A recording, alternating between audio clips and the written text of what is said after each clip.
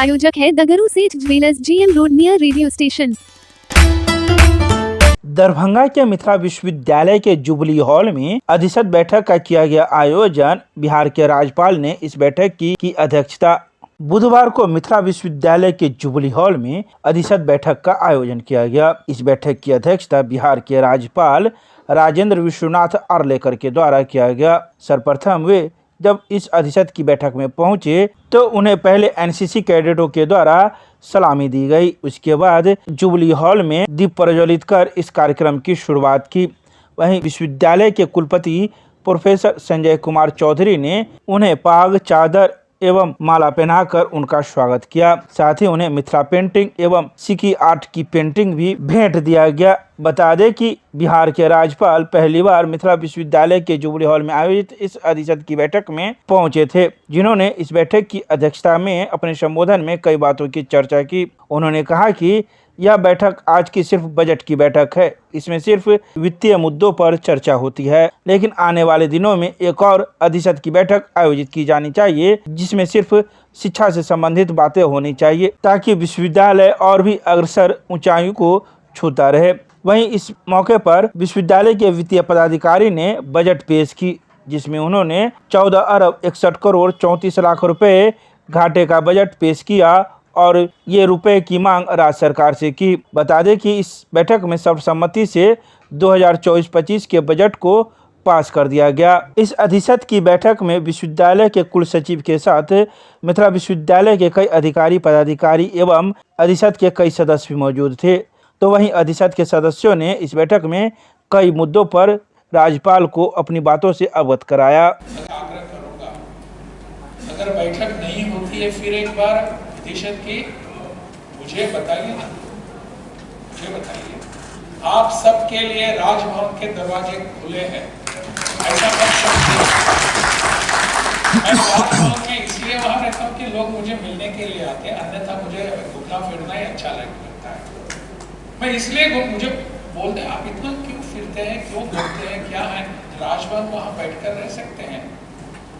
मैंने कहा मुझे राजभवन में बैठकर मेरा बिहार कैसे समझ में आएगा? जब मैं आप सबसे मिलता हूं, आपसे बातें करता हूं, सबके साथ आकर मेरी व्यथा रखता हूं, आपकी बातें समझता हूं, तब जाकर मुझे बिहार समझ में आता है। मेरे बिहार के मेरे सभी साथी क्या सोचते हैं आपसे मिलने के बाद ही मुझे समझ में आएगा। राजभवन में बैठकर, मैं राजभवन में बैठने के लिए आया नहीं, गोवा में मेरा घर है, वहां जाकर बैठ सकता हूं ना, लेकिन मैं यहाँ आया हूँ आप सबके साथ बिहार के लिए कुछ करने के लिए। मैं अकेला नहीं करूंगा, आपके साथ, आप मेरे साथ, हम सब मिलकर बिहार का एक सपना निश्चित करेंगे। और मेरा एक सपना है, आप सबको मैं बताता हूँ, मेरा सपना है कि हमारे यहाँ प्रदेश से बहुत सारे विद्यार्थी, छात्र बाहर जाते हैं पढ़ाई करने के लिए, यहाँ से बाहर जाते हैं। कई बेंगलोर में जाता है, कई चेन्नई में जाता है, बहुत सारे गोवा में भी जाते हैं, पुणे में जाते हैं, मुंबई में जाते हैं, दिल्ली में जाते हैं, चंडीगढ़ में जाते हैं, बहुत सारे प्रदेश अन्य जाते हैं। आफ्टर 12 इंटरमीडिएट के बाद सभी बाहर जाने का सोचते हैं। अभिभावक भी यही सोचते हैं। कारण क्या है?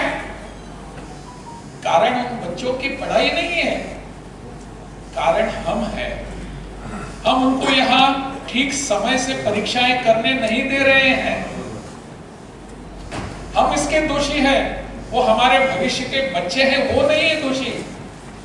वो भविष्य सुधारने के लिए प्रयास करते हैं, लेकिन उनको समय पर उनकी परीक्षाएं होनी चाहिए। यह सपना है हमारा। आप सबको बताते हुए मुझे बहुत हर्ष है, खुशी हो रही है कि हमारे इस विश्वविद्यालय की भी जो परीक्षाएं बैकलॉग थी, पीछे थी, उसको भी हम सभी आप सबके साथ मिलकर समय पर लाने के प्रयास में बहुत बड़ी मात्रा में सफलता प्राप्त की।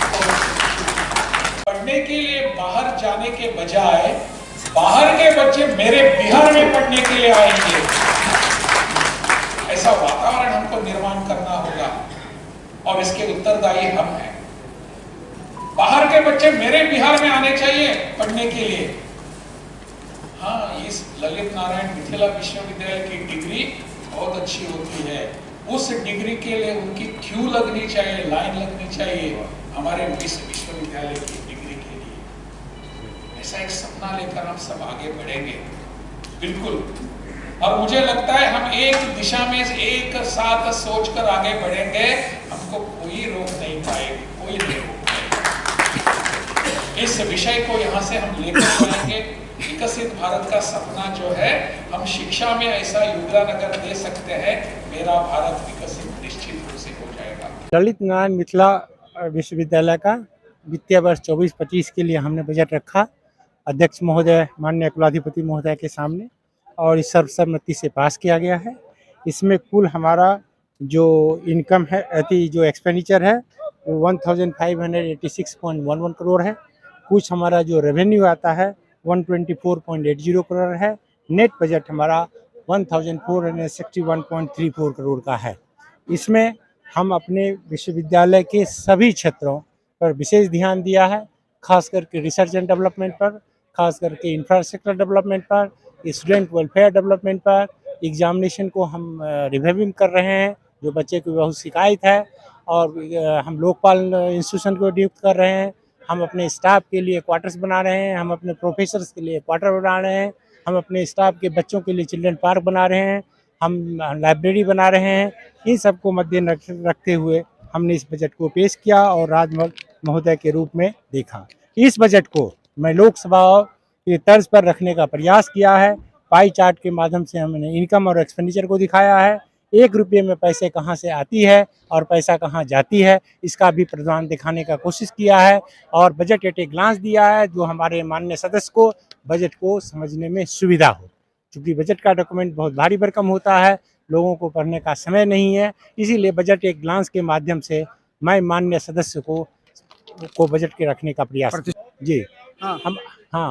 हमारा जो खर्च है, ज़्यादातर खर्च हमारा 26% जो है वो इंफ्रास्ट्रक्चर पर है, रिसर्च एंड डेवलपमेंट पर है, वेलफेयर पर है, क्रिएशन ऑफ बिल्डिंग्स है, और हमारा 15 करोड़ का जो है हमारा एग्जामिनेशन के डेवलपमेंट पर है, जो सबसे बड़ा हमारा एरिया उसको एड्रेस करना है। लोकपाल इंस्टीट्यूशन का है, हम पोस्ट ऑफिस के यहाँ एक्सटेंशन काउंटर खोल रहे हैं। इस मध्य में टोटल मिला के हमारा बजट का 40% उसी पे जाता है इंफ्रास्ट्रक्चर। सैलरी और पेंशन पर हमारा बजट जो है करीब 509 करोड़ के ऊपर जाता है। 14% लगभग जाता है। 14% उस पर जाता है हमारा जी, और एरियर पर भी हमारा 14% के आसपास जाता है, जो स्टेट गवर्नमेंट से मिलना होता है। हम स्टेट गवर्नमेंट से प्रयासरत हैं, और इसको जैसे जैसे समय पर देता है। कल ही माननीय कुलपति महोदय के हिसाब से पिछले 4 महीने का लोगों का पेंशन नहीं मिला है, उसकी स्वीकृति दी गई है, और ये ध्यान रखा जाएगा कि हमारे पेंशनर महोदय है उसके इशूज को, उसके ग्रीवांसेस को रिड्रेसल के लिए हमने पेंशन अदालत का मैकेनिज्म किया है, और इस माध्यम से हम बैंक को लिबरलाइज कर रहे हैं। लाइफ सर्टिफिकेट जमा करने के लिए जो ओल्ड एज लोगों को हमारे विश्वविद्यालय आना पड़ता है, उसको बैंक के माध्यम से हम डिसेंट्रलाइज करने जा रहे हैं। देखिए, हमारा जो मुख्य जो हमारा फाइनेंस आता है वो स्टेट गवर्नमेंट से आता है। स्टेट गवर्नमेंट अगर पैसा देती है, हमारे घाटे का बजट नहीं है। जैसा कि आपको मालूम है कि विश्वविद्यालय में इनकम कम है, और हमारा फाइनेंस जो है मेन रिसोर्स जो है डिपार्टमेंट ऑफ हायर एजुकेशन है, इसमें घटर नहीं है। हाँ, हमारा जो सेल्फ फाइनेंस स्कीम है, जिसमें जो हमारा Abdul Kalam Azad women institute of technology है, और हमारा जो डायरेक्टरेट ऑफ डिस्टेंस है, उसमें करीब हमारा कुछ घाटा है। जिस घाटा ओवरऑल क्या घाटा है? हमारे ओवरऑल जो जनरल बजट है उसमें कोई घाटा नहीं है, और जो हमारा सेल्फ फाइनेंस का स्कीम है उसमें हमको घाटा दिखाने का हम प्रयास किए गए। मिथिला विश्वविद्यालय का इस बार का जो सीनेट है की बैठक हुई है, वो कई मायने में अलग है, क्योंकि खुद कुलाधिपति आए हुए थे यहाँ यूनिवर्सिटी का, मीटिंग की अध्यक्षता किए हैं, और साथ ही साथ इस बार बजट की कॉपी जो सदस्यों की थी वो 1 सप्ताह पहले भेज दी गई थी उनके आवास पर, और अच्छे तरह से उन्होंने उसका अध्ययन किया है, और सवाल जवाब भी हुआ है इसमें। कुल मिलाकर के देखें तो जो विश्वविद्यालय का एक बड़ा फंक्शन होता है वार्षिक बजट पास करने का, वह बहुत ही अच्छे तरीके से हुआ, और हम लोग बहुत खुश हैं कि इतने अच्छे तरीके से ये बैठक संपन्न हुई है।